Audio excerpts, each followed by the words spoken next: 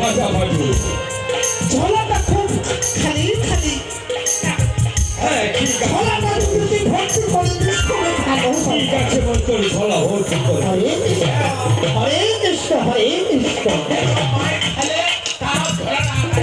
বন্ধু, হ্যাঁ একটা কথা, কি তার শিষ্য আমরা হাত ধরে নাই বিজয়। ওই শুয়োরের বাচ্চারে যেন কঠিন একটা ব্যবস্থা নিস গুরুজি।